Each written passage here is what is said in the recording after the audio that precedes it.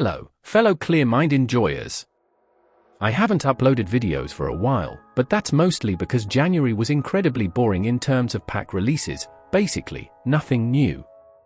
But this month, we're cooking hard. I want to start off with probably my favorite deck that got support from the anniversary pack, Tech Genus, TG. You may ask yourself, how does Azamina support TG, a basically fusion-based archetype, while TG itself is synchro-based? But the synergies between the two engines are incredibly cool, and I will explain them in this video. Starting as usual with the deck profile part, we first talk about the TG part of the main deck. The minimal engine requirements are 1 Serpent, 1 Grub, 2 Salamander, 1 Close, and 1 All Clear. While Grub and Serpent aren't really that special, Rocket Salamander is now a 1.5 card combo that leads to a full board. Before this, it was basically just a Barone pass.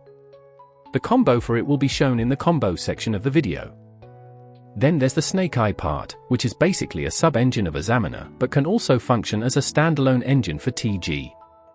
The engine consists of 1 Snake Eye Ash, 1 Snake Eye Poplar, and 1 Snake Eye Oak. Bonfire is mainly part of the Snake Eye engine because it's both a starter and an extender. But on top of that, it also searches Rocket Salamander, making it very useful here. Next, we have the White Forest engine with 3 Silvy, 1 Tales of the White Forest, and 1 Azamina LZ. A normal summon Silvy is now essentially a 1-card combo for TG, which will also be shown in the combo section. If you don't have Silvy, you can replace it with limiter removal by swapping Silvy and Tails for 3 limiter removal and 1 booster Raptor. I personally prefer Silvy because it's a true 1-card combo, while limiter removal requires a discard and plays badly into Ash Blossom. However, limiter removal makes the deck a bit more resilient if the combo goes through. I haven't tested it yet, so if you try limiter removal instead of Silvy, let me know how you like it. The next part is essentially the core of the deck that connects everything, Azamina. The Azamina package consists of 3 Deception, 3 Diabell, 1 Wanted, 1 Hollowed Azamina, and 1 OSS. This engine gives us 7 starters that can also act as extenders. In addition, it provides protection from Nibiru and other potential hand traps before committing to TG plays. A Diabell start is a bit awkward because it requires 2 discards to go full combo. However, with just 1 discard, it's still manageable. So in terms of card economy, it's not the best starter, but we're still maxing out on it because it's a good extender when needed. With 15 starter cards, we have an almost 92% chance to open a combo, making the deck mathematically quite consistent. In future builds, I'll probably increase the deck size to 42 or 43 cards, since that only reduces consistency by about 2% while increasing the probability of opening at least 2 non-engine cards by almost 8%. So it's something to consider. Now, let's talk about the non-engine cards. Effect Veiler, it's okay in this meta, but it's mainly included because we can convert a useless spelled trap into a disruption with Raciela. This actually comes up quite often because it allows us to chain block for Azamina LZ. Droll and Lockbird is very strong against the current meta.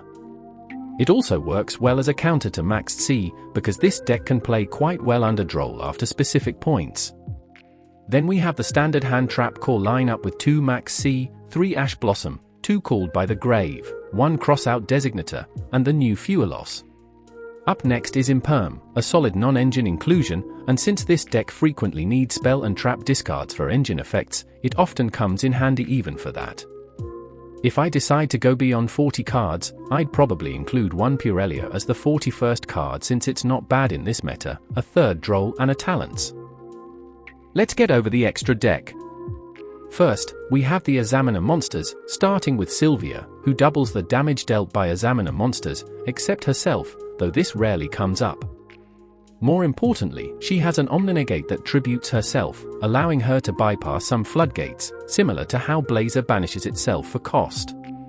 If Sylvia is destroyed, she searches for a Sinful Spoils card. Then, there's Rieligo, who reduces the ATK of the opponent's monsters by 500 per Azamina monster we control. On summon, she searches for an Azamina or Sinful Spoils card, and if destroyed, she adds a Sinful Spoils spell from the deck.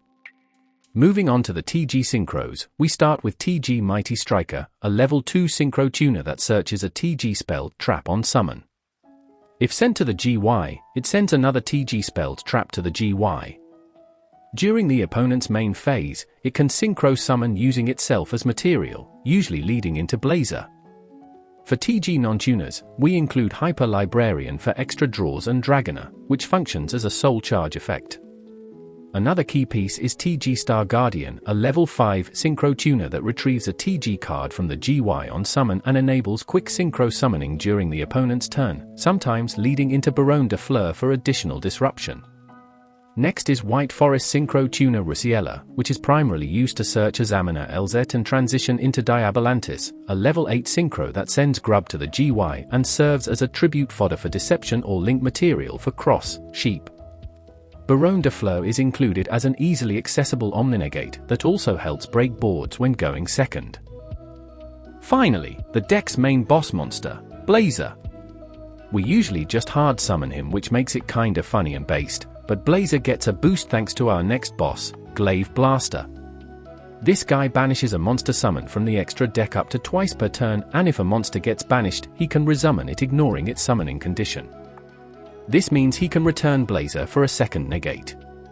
For Link monsters, Cross Sheep synergizes well with Azamina, functioning as an extender and enabling full combo. It can also serve as 2 materials for Trident Launcher, which summons a TG monster from the hand, deck, and GY on summon.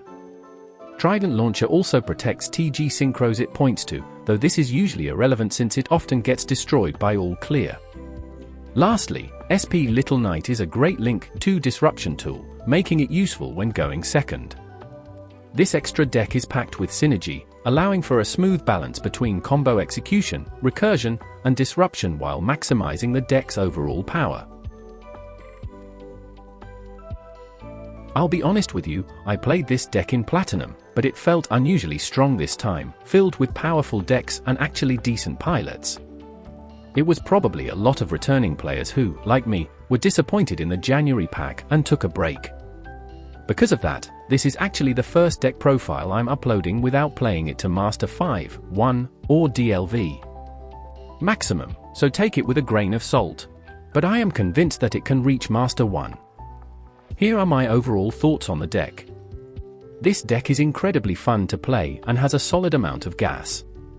I really enjoyed it, and I think this is the best way to play TG right now if you want to maximize its potential. But before you commit to it, let me go over its weaknesses.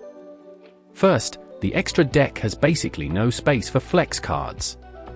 I even had to cut Crimson Dragon and couldn't fit cards like Chaos Angel or Satellite Warrior, which would work insanely well with TG.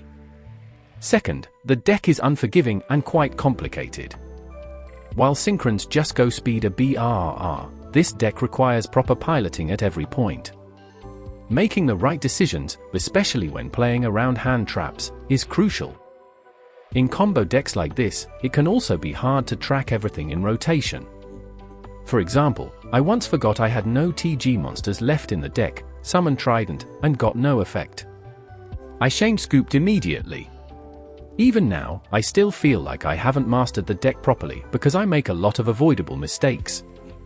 So, with that fair warning out of the way, let's finally get into the combos.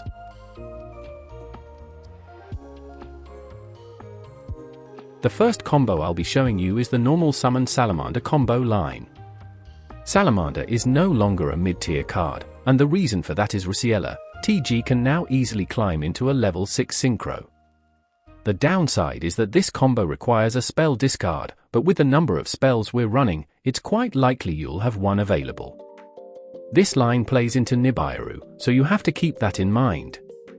The idea behind this combo is that Salamander gets us into the Azamina engine, and in turn, Azamina provides enough bodies to continue our plays. They work hand in hand, creating a smooth transition between engines. There are a lot of cool and neat synergies throughout this deck.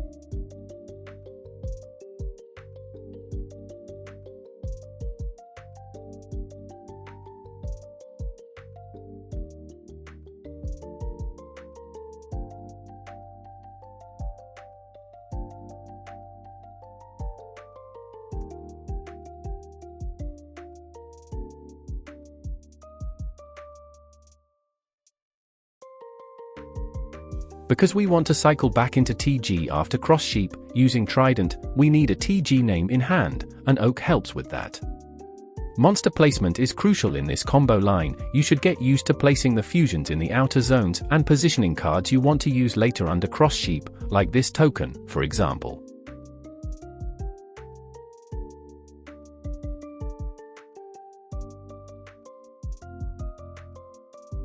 It took me a while to figure out the proper sequencing post-Trident, but this is where it really makes a difference between a quick synchro into Barone or Blazer. If you mess up the sequencing, you'll mostly end up with just Barone as your setup instead of Blazer.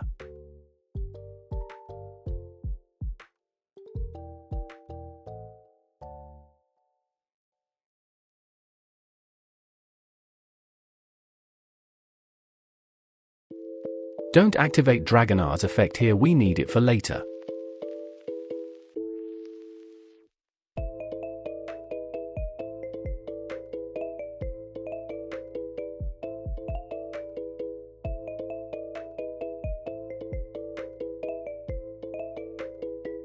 Here, we banish Dragonar to summon as many monsters from the GY as possible, while also triggering TG close to secure our synchro plays during the opponent's turn. Even though we don't use Star Guardian most of the time, it's good to have him available in case something happens to Striker, so you can dodge into Barone if needed. While it's cool that the Salamander line is now a full combo, it has a lot of weaknesses. This is why we need a better starter, and that's where Deception comes in. It's still a 1.5 card combo, but this one needs just a monster tribute from either field or hand, making it much easier to access. This engine also plays better through hand traps, because it's easier to extend with it. As you can see, we can complete the full Azamina line before even committing to a normal summon. This includes an Omninegate, which forces interactions from the opponent early on, making it very strong.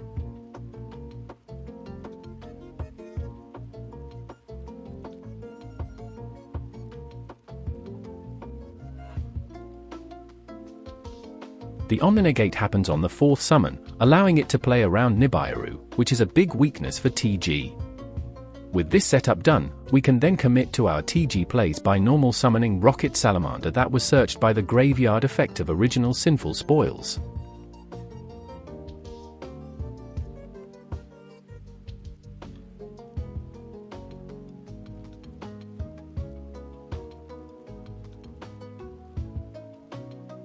Be aware that the post-Trident line is similar to the first combo, but the sequencing is slightly different. Messing up here will reduce a possible Blazer into a Barone. Here, we're summoning Grub with Salamander's effect to go into Striker, which gives us one additional draw.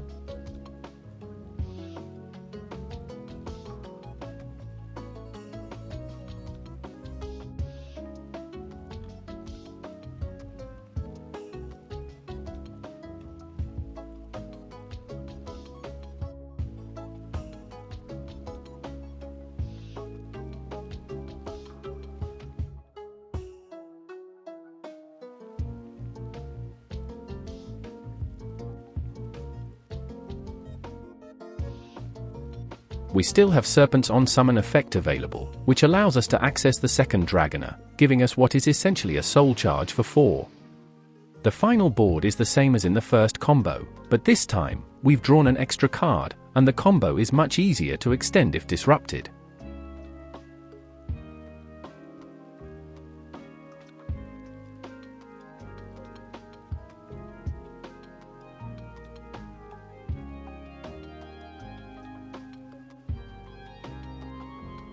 Oh, and let me show you how exactly Blazer functions with Glaive. Blazer negates a card as per usual, and on a new chain Glaive summons Blazer back, so we can use him a second time in this turn.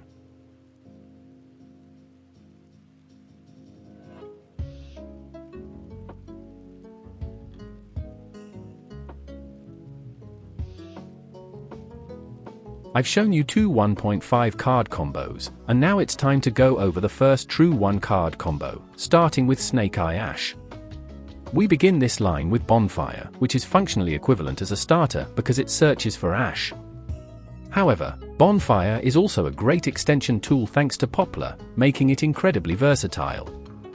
The main issue with this combo is that we go for an early original Sinful Spoils, meaning if the opponent ashes it, we lose our easy access to TG. Before Azamina, we would typically go for an early striker, but now, we aim to get into Star Guardian instead, so we can climb into Riella and then into the Azamina stuff. Getting Azamina into rotation is incredibly valuable because, in the unlikely event that our board gets broken, Azamina secures some kind of grind game. On top of that, it smooths the climb into Trident.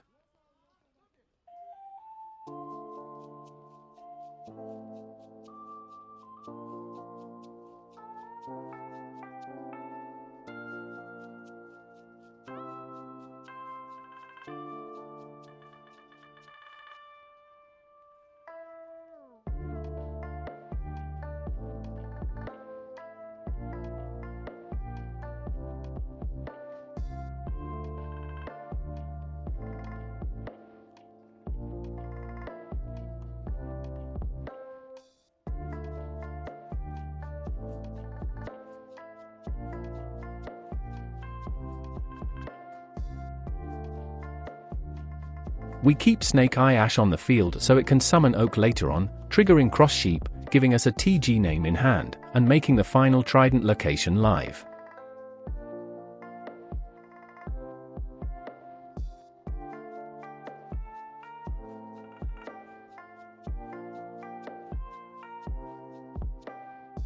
Once again, pay close attention to token placement. Post-Trident, the sequencing remains the same as with the Salamander combo.